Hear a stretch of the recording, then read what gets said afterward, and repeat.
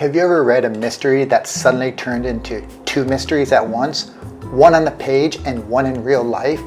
That's the clever twist behind Magpie Murders, now adapted for PBS Masterpiece.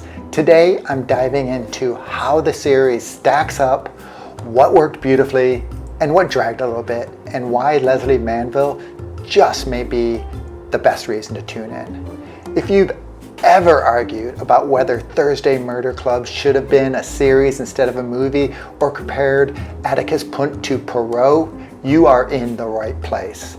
But before we jump into my reactions, let's set this up. Magpie Murders comes from the pen of Anthony Horowitz. For any fans of Foyle's War, that was his.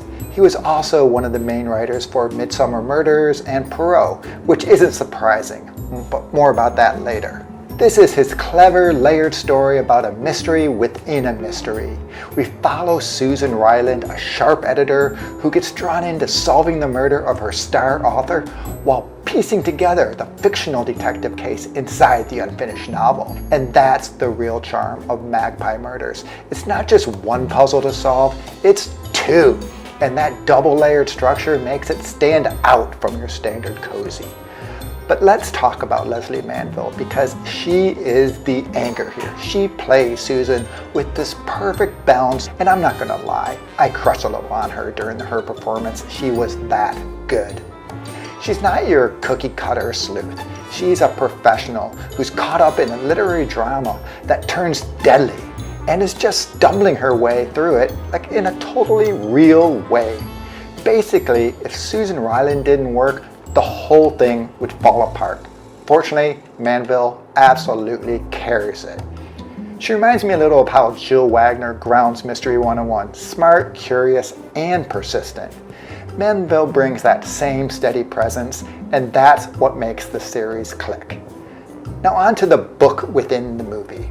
Atticus Pünd, and I will be nice and say he is clearly a homage to Agatha Christie's Poirot versus he's really just a direct ripoff. Sure, he's Austrian instead of Belgian, but the similarities are very obvious. The meticulous mannerisms, the aristocratic assistant, the genteel, cozy setting. I think the adaptation did a good job in weaving in, I guess you would call them flashbacks to the Pünd mystery from Susan's world to combine the two stories. It flowed really well, and I was equally engaged in both. The book is two separate sections, the movie is one continuous. But I had mixed feelings about the casting choices in the Pünd world. They seemed a bit forced, no, actually a lot forced. While I usually welcome diverse casting, placing an interracial couple and a black vicar in rural mid-century England just didn't feel authentic. In the modern storyline, no problem, all day long, but in the historic thread, it pulled me out of the immersion. Plus, it gives unnecessary fodder to all the people that complain about diversity in casting.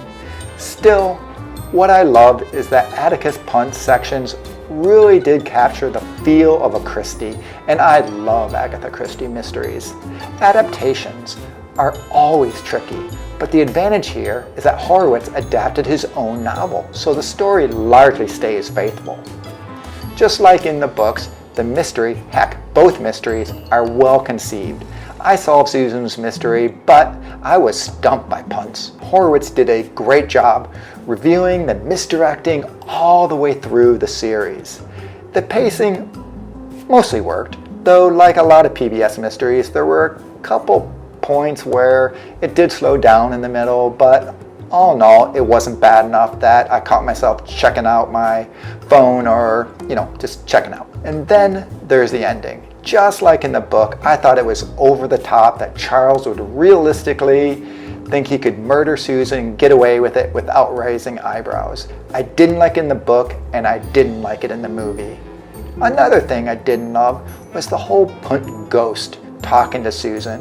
It was interesting in small doses, but I think they kind of leaned on it too often, and then it became, in my opinion, kind of silly. Still, what I appreciated that despite these bumps, the show mostly stayed true to the book spirit, and that was a hard thing to pull off. Just watch Thursday Murder Club if you don't believe me. So for me, Magpie Murders definitely landed better than Netflix Thursday Murder Club, which lost too much of the book's complexity of characters and the mystery by being crammed into that movie format. The luxury of Magpie Murders being a series lets this one breathe. It gives us character moments, red herrings, and space to enjoy that layered story within the story. That said, I'd still rank it below Marlow Murder Club, which was absolutely fantastic. As I said, you can't help but see Agatha Christie's DNA here. Pünd is clearly Horowitz's Poirot stand-in, and for that, I loved it. If you're a Hallmark Mysteries fan, think of it as Mystery 101 meets Poirot, but set in the publishing world instead of academia. And it's no surprise that the Mystery 101's writer, John Christian Plummer, is also a huge Agatha Christie fan. Okay, so where do I land? For me, Magpie Murders earns a solid 3 out of 5. It's good, sometimes very good, but it's certainly not without its flaws. Lesley Manville is outstanding and a joy every time she is on the screen. The mystery in both stories are nicely hidden and will keep most sleuthers guessing until the end. If you're a cozy fan who loves layered puzzles and appreciates a powerhouse lead like Poirot, this one's worth your time. What did you think of Magpie Murders? Did the dual mysteries work for you? Do you think it captured the spirit of the book? Drop your thoughts in the comments down below, and I love hearing where you land on all of these debates. And if you enjoyed this review, don't forget to subscribe for more cozy mystery coverage. Andrea and I have already reviewed the Thursday Murder Club, and I'll be tackling the Marlow Murder Club soon, so you won't want to miss those. Until next time, keep sleuthing. This podcast was created by fans for fans and is not affiliated with or sponsored by Hallmark or the Hallmark Channel.